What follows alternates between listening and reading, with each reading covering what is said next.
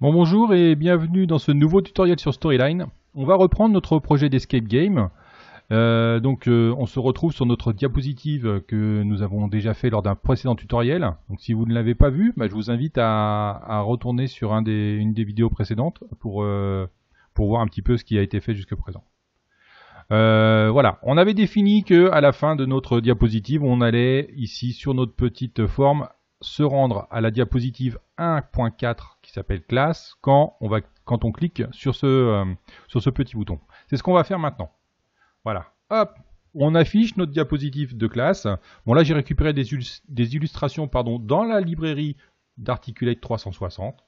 Là ici, vous pouvez aller sur des sites d'images gratuits, mais au moins là je suis sûr que je peux utiliser ces illustrations librement.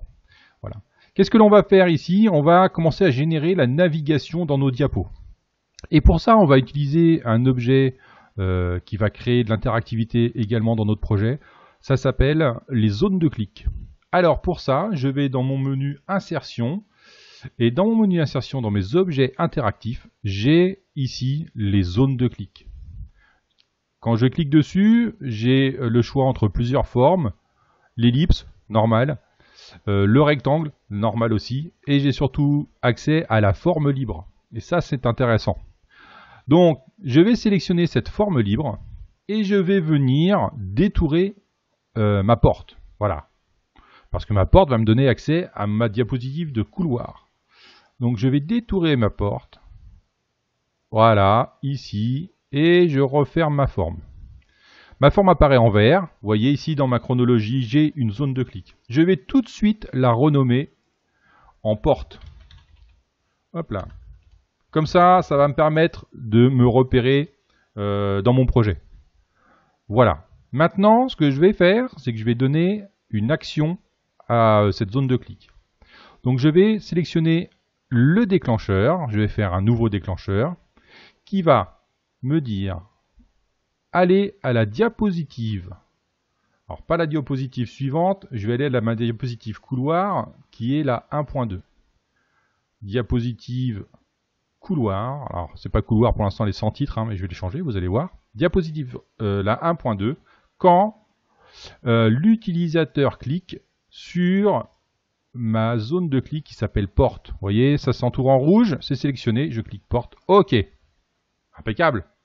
Vous avez vu un peu sur mon côté dans la scène, ça s'est réagencé au niveau des diapositives et là j'ai un petit lien rouge qui est apparu qui me dit bien que ma classe est reliée par un déclencheur à ma diapositive sans titre. Alors je vais la renommer et je vais l'appeler couloir.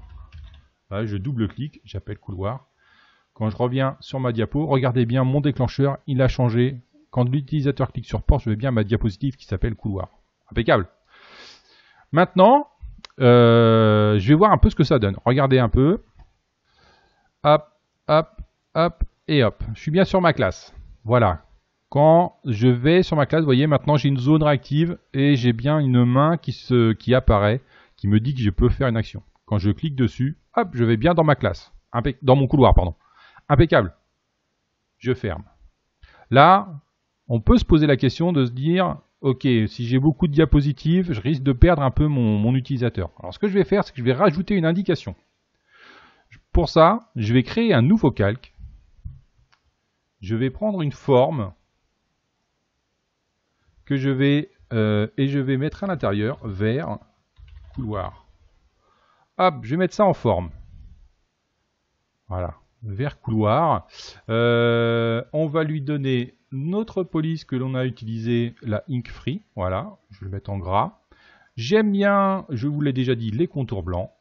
Hop, on va mettre un contour blanc et on va se mettre un peu d'épaisseur. Voilà. Je vais le positionner au-dessus de ma porte. Là, en fait, je veux que cette information s'affiche quand mon utilisateur va venir survoler ma zone de clic. Donc, ce que je vais faire maintenant, c'est que je vais aller dans ma classe, sur ma diapositive classe, et je vais mettre un nouveau déclencheur qui me dit que j'affiche le calque. Donc, j'affiche le calque. Alors là, il s'appelle calque sans titre. On va le renommer tout de suite. Pas tout de suite, on va le faire après, pardon. Excusez-moi. J'affiche le calque sans titre quand mon utilisateur quand la souris va survoler, voilà, le curseur de souris survole ma porte. Et là, je mets masquer le calque quand le curseur de la souris s'éloigne. Donc si je comprends bien mon curseur, quand je vais survoler ma zone porte, je vais avoir l'affichage de mon indication qui va dire vers le couloir. Et quand je vais enlever mon curseur, ça va s'effacer. Impeccable. Je fais OK. Lui, je le renomme en indication porte. Voilà, tac.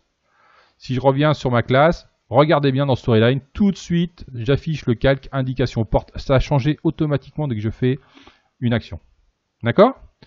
Maintenant, je fais un aperçu de ce projet. On y va. Hop, on va dérouler ça très très vite pour arriver à ma classe. Et quand ici, voilà, vous voyez, je vais bien vers couloir, je m'enlève, ça marche. Ok. On a vu la zone de clic avec la porte. Voilà. On va continuer, je vais continuer un petit peu sur le projet, moi, en mettant d'autres zones de clic sur mes autres diapos.